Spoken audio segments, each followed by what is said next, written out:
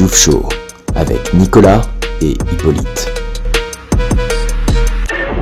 Et salut tout le monde, bienvenue dans ce nouveau numéro de Nico le Foot 5, bientôt la demi-douzaine. Une boîte d'œuf madame, bah oui, 2,50€ la demi-douzaine. Et aujourd'hui on est avec Redou le Foot. Redou le Foot, comment ça va? Bah écoute, ça va super, ma deuxième participation ici. Un grand plaisir toujours d'être ici avec toi Nicolas. C'est vrai qu'on s'était bien amusé lors de la première édition. On a évincé une personne de l'équipe qui était un petit peu moins à jour en connaissance football. En même temps, elle est une personne originaire du sud de la France, de la ville de Cavaillon, et donc préfère parler fruits et melons que football. On l'embrasse malgré tout. Elle est pas fiable de toute façon. Elle n'est pas fiable et c'est une belle idée puisqu'elle n'est pas fiable non plus dans les pronostics MPP qui seront comme d'habitude l'objet de notre review de la semaine. Et oui, Redou le foot, on a jeté un œil au classement cette semaine des pronos MPP, une semaine qui aura vu peu de concurrents misés, mais une semaine riche d'enseignements. Quel regard tu portes? Qu'est-ce qui t'a marqué cette semaine dans les résultats des pronos MPP? Bah moi ce qui m'a marqué cette semaine déjà c'est le puant de la Nièvre qui Hippolyte pour le nommer qui a trouvé le nul entre Toulouse et Nantes. Alors ça je m'en remets toujours pas. Un coup de chance probablement. Et d'un autre côté on a toi Nicolas. Tu nous as fait quoi cette semaine? Tu nous as fait quoi? 57 points au compteur, 57 points. J'ai chié dans la colle, pour parler très grossièrement, j'ai chié dans la colle. T'as pas trouvé la victoire de Marseille, ça m'étonne. Alors j'ai été influencé par un parieur qu'on appelle le dégoûtant de Carquefou, qui m'a tout simplement dit, je cite, mec, tu sens pas un match nul entre Marseille et Brest? J'ai dit non. Il a dit allez pour le beau geste. J'ai dit d'accord. C'était 30 minutes avant le coup d'envoi. Quelques instants plus tard, Marseille ouvrait le score et je l'ai eu dans le baba puisque Marseille s'est effectivement imposé 4-1, puisque presque tout le monde a eu le pronostic, sauf moi, qui ai eu un 0 pointé. Je ne marque que 57 points sur la victoire de Strasbourg face à Saint-Etienne, une petite cote. Donc une semaine très difficile, peut-être ma pire semaine. Et sachant que dans le même temps, alors Lucas Coutu fait une belle semaine, on y reviendra, pour l'instant pas d'incidence au classement, mais devant Redougnot et Hippo Darbo font tous les deux une semaine très correcte et me reprennent quasiment 200 points, parce qu'effectivement au classement, Hippo n'est plus qu'à 200 points de moi, n'est-ce pas Redouane? Bah effectivement là le classement qui se serre et se resserre.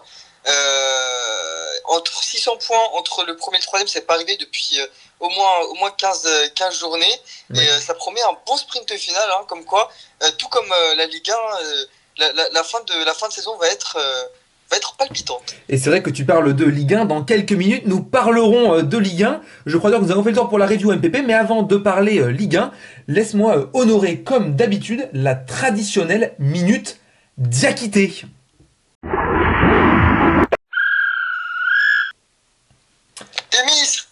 Est-ce que tu as sur toi éventuellement un chronomètre ou quelque chose, Redouane, quelque chose pour organiser la minute Diakité et m'annoncer le temps une fois que la minute est terminée? Tout est prêt pour moi, j'ai bien préparé mon émission. À bon entendeur, salut. Tout à fait, à bon entendeur. Entendeur, salut. Est-ce que le chronomètre est prêt, mon cher Redouane? C'est bon pour moi. C'est parti. Top. Alors, qu'a fait notre champion d'Afrique cette semaine? Eh bien, pas grand-chose. C'est de nouveau une semaine à oublier pour Oumar Diakité, qui n'a pas pris part à la rencontre du Stade de Reims contre Montpellier, puisque le coach Samba Diawara a de nouveau préféré faire confiance à Théoson, Jordan, Pefok, Siebatche pour entamer le match, puis au jeune Ibrahim Hafiz pour entrer en jeu en fin de rencontre. Oumar est donc resté sur le banc. Il était sélectionné, au contraire de son coéquipier Teddy Thomas, le Maltais, qui lui est resté à la maison.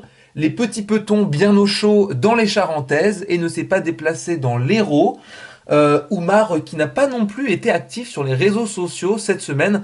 Rien de particulier, lui qui a plutôt coutume de mettre du contenu, notamment dirigé à ses coéquipiers en sélection. Donc pas grand chose à dire, il ne reste plus beaucoup de journées. Oumar n'est plus en odeur de sainteté dans la cité des papes et on se demande bien, dans la cité des sacres, pardon, et on se demande bien pour quand il va se réveiller. Nicolas, ça nous fait 1 minute tout pile. Et bah c'est magnifique, est-ce qu'on passerait pas à la suite? Et cette semaine c'est nouveau, non pas un appel à sponsor, mais des sponsorings. Et oui, cette semaine, Redou, nous avons été contactés par bon nombre de marques qui se détournent d'autres émissions qui se prétendent footballistiques, mais qui ne publient pas un contenu régulier. Et je vais donc engager la liste de nos sponsors cette semaine. Ils sont nombreux, nous les remercions.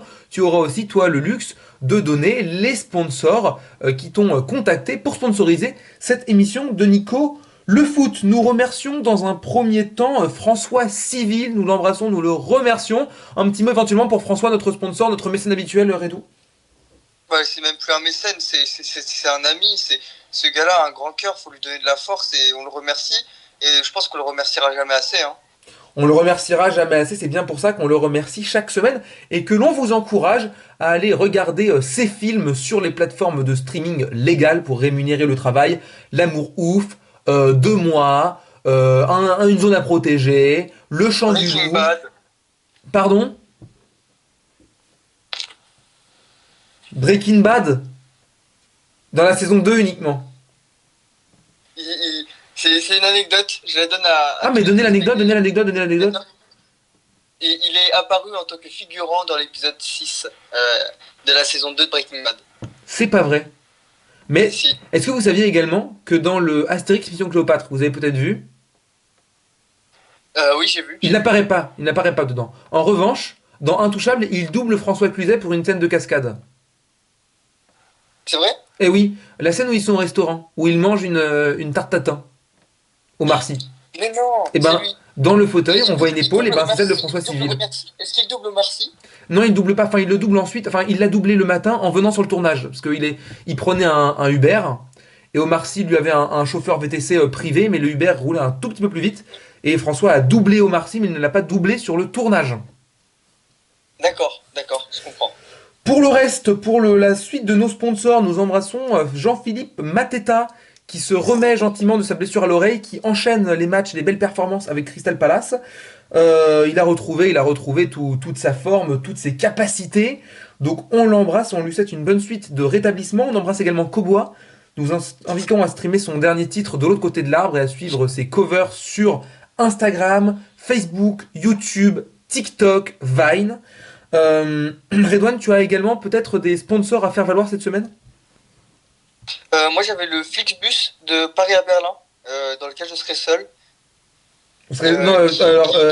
Attendez, peut-être juste petit moment hors antenne. Si vous pouvez passer de quelques secondes, chers auditeurs. Redouane, je serai avec vous dans ce bus. Vous n'avez d'ailleurs pas encore remboursé les billets. D'accord, mais vous serez remboursé, mais tu seras avec moi, ça sera avec moi. Non, mais on sera assis à côté. Enfin, on dormira Voilà. certes, mais on pourra discuter un peu, quoi. Ouais, mais c'est pas moi qui ai pris le siège C pour l'un et le siège E pour l'autre. Non, c'est D et E, hein, je crois. Bref, revenons à l'émission. Oui, pardon, parce que là, nous sommes en train de retomber dans des querelles. Les relations ne sont pas au beau fixe en privé. Les querelles sont prégnantes, mais footballistiquement, nous continuons de nous entendre. Oui. Est-ce que tu as encore des sponsors éventuellement à nous présenter, Redouane? Moi, j'ai l'absence d'Hippolyte, l'absence de Nour qui sponsorise. Oui. On les remercie. Mais d'ailleurs, c'est vrai que je ne l'ai pas précisé, mais tous les sponsors qu'on vient de présenter sont désormais des sponsors exclusifs de Nico le Foot et ont renoncé à tous les autres contrats de sponsoring qui les unissaient à d'autres émissions footballistiques ou prétendues journalistiques. C'est d'ailleurs pour ça qu'il y a Oméga 3, l'huile de colza et l'acide gras saturé qui sont venus cette semaine. Et nous avons aussi des sponsors automobiles, la Citroën C4, la Fiat Punto, la Renault Fuego et la Renault Zoé. Nous passons à la suite. On a également des dieux de la mythologie grecque qui sont venus, notamment Vénus, Junon ou Artémis, qui nous font le plaisir d'être présents et de nous accompagner dans cette émission. Eh bien, on les remercie. Allez Zoé, on passe à la suite. On va parler Ligue 1 pour la prochaine chronique qui est toute nouvelle, tout simplement une chronique Ligue 1. Et oui, car Redouane, nous approchons de la fin du championnat et tu voulais jeter un œil un peu plus précis au vrai football, celui qui se passe sur les terrains, celui dont nous parlons, celui sur lequel nous parions, et nous donner un petit peu ton avis sur les tendances et sur les possibles rankings à la fin de la saison dans 3 journées. Bah oui, effectivement, là, quand on regarde le classement, on voit que entre la deuxième et la septième, c'est chaud, la température sur le thermostat est au maximum. Est au maximum. Parce qu'en effet, entre le deuxième et le septième, il y a 8 points. Il y a 4 points, pardon. Et entre le troisième et le septième, on a seulement 2 points. Donc Marseille qui est un peu devant. Mais sinon, entre Lille et Strasbourg, la moindre erreur est fatale.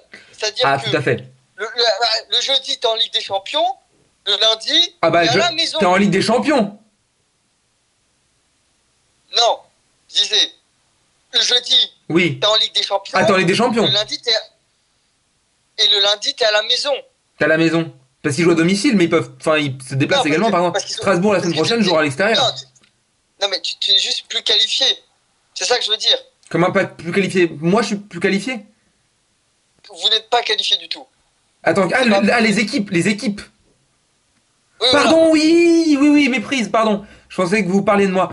Non, oui, tout à fait. Oui, je peux peut-être l'exprimer plus clairement, c'est-à-dire que le samedi, t'es en Ligue des Champions, et le lundi, t'es à la maison. C'est littéralement ce que j'ai dit, mot pour mot. Mot pour Mo Salah. Pour Mo Salah, vous avez aimé le titre de Liverpool, champion d'Angleterre? Pas vraiment, non. Ok, passons à la suite. Alors, moi je vais donner aussi mon petit avis sur le classement. Alors effectivement, Marseille semble un peu régulier, mais pourrait bien réussir à accrocher cette seconde place qui serait bien payée malgré tout, parce qu'on parle quand même du dauphin de Ligue 1. Et Strasbourg... Ce serait grave Zarbi. Ce serait grave Zarbi.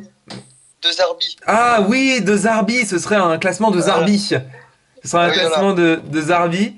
Et Monaco qui est en train d'être un peu un caillou dans la chaussure de Lille, plutôt un rocher dans la chaussure de Lille, tandis que derrière Lyon peine encore à rugir, alors que l'ombre de l'aigle niçois plane toujours sur le podium de Ligue 1. Strasbourg, eux, mangent de la choucroute car je n'avais pas d'autres idées un peu plus intéressantes.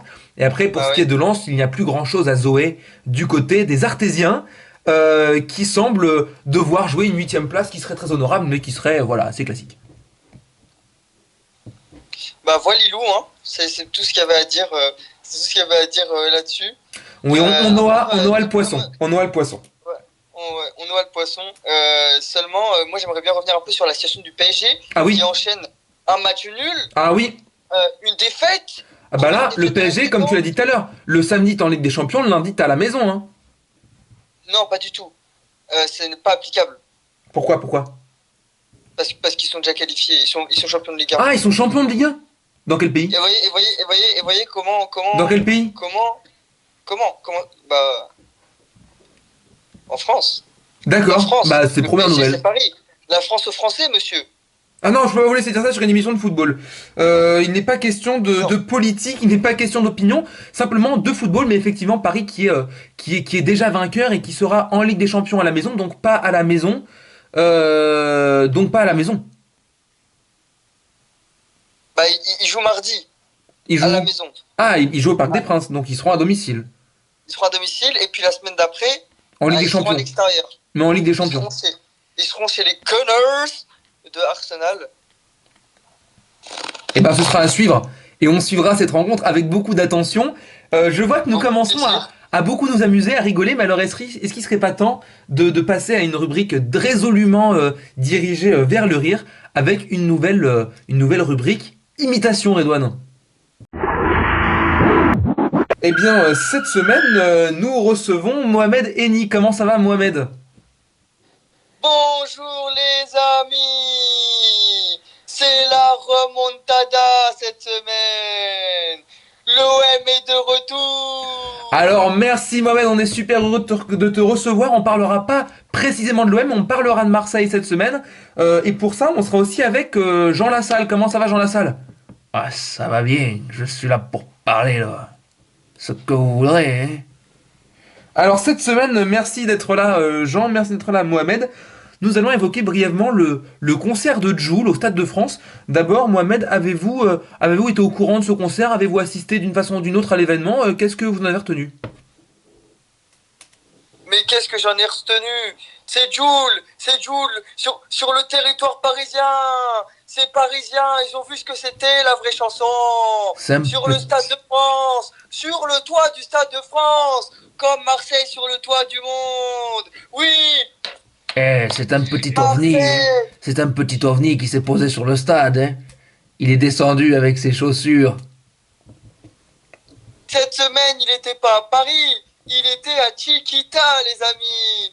Chiquita de France. Chiquita de France, avec ses claquettes, les claquettes chaussettes. C'est plus Jul, c'est Jul aux chaussettes. On n'avait pas vu un match comme ça au Stade de France depuis bien longtemps. Ça, c'est sûr. mais Didier. Mohamed, je t'adore. C'est bien, je t'adore. Bon, voilà, c'était un bon match. Il est descendu, il avait pas mis les crampons. Bon, moi, les joueurs, je les croise dans la vestiaire, je dis, tu mets les crampons. Tu comprends? C'est plus Jean Lassalle, c'est Jean dans le champ. En tout cas, c'était un beau concert. Merci, super chronique. C'était toujours... ça fait du bien de rire un petit peu, pas vrai, Redouane? C'est génial, franchement, ces deux-là, c'est toujours exceptionnel. Ils sont impayables, hein. Ils sont impayables, ces deux-là. Comment ça? Ils sont impayables. C'est assez irrésistible. Oui, j'ai résisté. Oui. Bah moi, j'ai pas beaucoup résisté. Je suis encore... Vous voyez, quand on a un petit peu mal aux côtes parce qu'on a beaucoup rigolé avec un bon copain... Bon là, on a beaucoup rigolé pas avec un bon copain parce qu'on a plus une relation professionnelle qui est presque conflictuelle. Mais pour ce qui est du rire, c'était au rendez-vous. Oui, je comprends, le rire est au rendez-vous malgré le fait que vous semblez avoir beaucoup de problèmes avec vos camarades de travail. Bah malheureusement oui, mais vous savez que je travaille beaucoup là-dessus. C'est pas facile de bien s'entourer. Beaucoup, visiblement, beaucoup, mais pas assez. Mais pas assez. Mais oui, non, mais vous savez, non, mais je n'irai pas contre vous à ce niveau-là. Mais le travail est aussi mutuel. Le travail est également mutuel. Non. Vous cherchez une mutuelle pour apprendre. Non mais certes, non mais je reconnais qu'il faut que je mette un peu d'eau dans mon vin. Et vous faites partie de ceux qui m'accompagnent dans ce long chemin de croix. Et je vous en remercie. Bah, de toute façon, que tu sois de France, de Navarre ou à Stirling, c'est ok. Oui, enfin, peu importe, à Caen. Dunkerque, oui. C'était un plaisir de t'avoir en tout cas, mon cher Redou. On se retrouvera peut-être dans une prochaine émission. Si l'autre dégoulinant du centre français ne revient pas. L'excrément de la diagonale du vide. Le puant de Sarajevo. Finalement. L'immondice bosniaque. Écoute, merci d'avoir été avec nous pour cette nouvelle émission. N'hésitez pas, pour ceux qui sont encore là, à vous abonner, à mettre un petit pouce en l'air, un petit commentaire et à aller incendier Hippo le foot dans cette même section commentaires.